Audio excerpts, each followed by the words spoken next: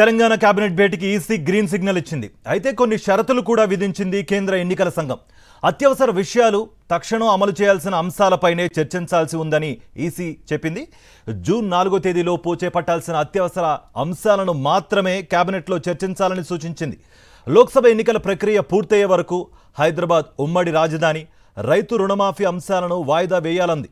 అలాగే ఎన్నికల ప్రక్రియలో భాగస్వాములైన అధికారులు కేబినెట్ భేటీకి హాజరు కావద్దన్న కేంద్ర ఎన్నికల సంఘం ఆదేశించింది. రైట్, తెలంగాణ కేబినెట్ భేటీకి సంబంధించి మరిన్ని వివరాలు మా ప్రతినిధి శేఖర్ అందిస్తారు. శేఖర్.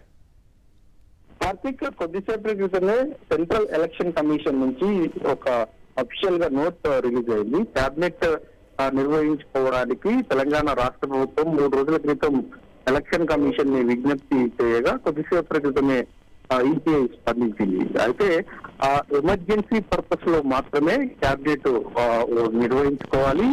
జూన్ 4వ తేదీ లోపు కేబినెట్ నిర్వహించుకోవడానికి ముఖ్యంగా విధానపరమైనటువంటి అంశాల మీద ఎక్కడా కూడా డిసిషన్స్ తీసుకోవద్దు.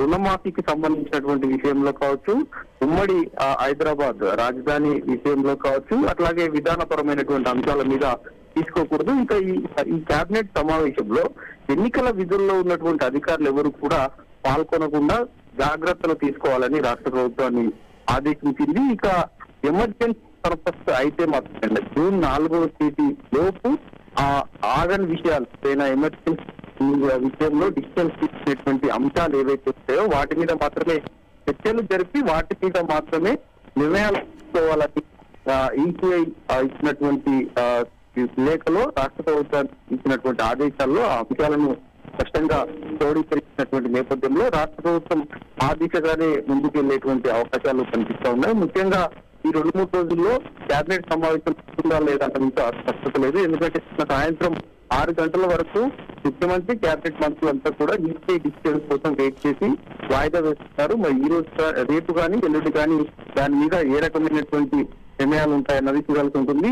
ఎజెండాలో రుణమాఫీకి సంబంధించినటువంటి విషయంలో కావచ్చు, ఉమ్మడి హైదరాబాద్ రాజధాని విషయంలో కావచ్చు, అట్లాగే మిగతా అగ్రికల్చర్, ఇరిగేషన్ కి సంబంధించినటువంటి విషయాల మీద ఎక్కువగా ఎజెండాలో పొందుపరిచినటువంటి నేపథ్యంలో వాటన్నిటినీ తీసుకురావాల్సి వస్తుంది. ఇప్పుడు ఎలక్షన్ కమిషన్ డైరెక్షన్స్ లో ఆ నిర్ణయాలు ఏవి కూడా ఉండేటువంటి అవకాశాలు ఉండవు. కాబట్టి మరి ఏ రకంగా కేబినెట్ సమావేశం నిర్వహిస్తారు, ఎలాంటి నిర్ణయాల మీద కేబినెట్ సమావేశం నిర్వహిస్తారా లేదా అన్నది చూడాల్సి ఉంటుంది. కార్తీక్, అంటే శేఖర్, ఇప్పుడు పరిస్థితులు చూస్తుంటే విధానపరంగా ఏ నిర్ణయాలు తీసుకోకూడదు, కొన్ని షరతులు కూడా విధించిన నేపథ్యంలో ఆల్రెడీ ఇప్పుడు ఈ కేబినెట్ భేటీకి అసలు ప్రాముఖ్యత ఏంటి, లేకపోతే ఒకవేళ పోస్ట్ పోన్ అయ్యే అవకాశాలు ఏమైనా కనిపిస్తున్నాయా?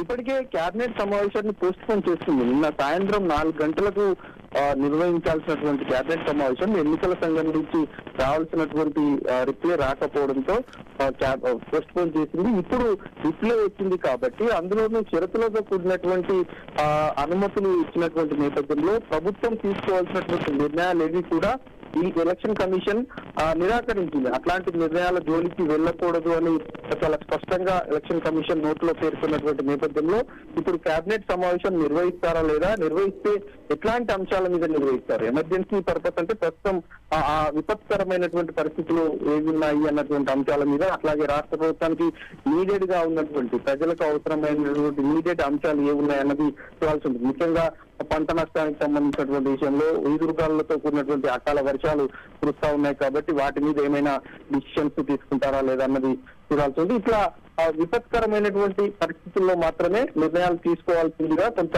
డైరెక్షన్స్ ఇచ్చినటువంటి నేపథ్యంలో ఆ దిశగానే ముందుకు వెళ్లాల్సి ఉంటుంది. కాదని కేబినెట్ సమావేశంలో మిగతా విధానపరమైనటువంటి నిర్ణయాలు తీసుకుంటే ఎలక్షన్ కమిషన్ ఖచ్చితంగా చర్యలు చేపట్టేటువంటి అవకాశాలు ఉంటాయి. కాబట్టి రాష్ట్ర ప్రభుత్వం నెక్స్ట్ స్టెప్ ఏ రకంగా ఉంటుంది అన్నది రేపు చూడాల్సి ఉంటుంది.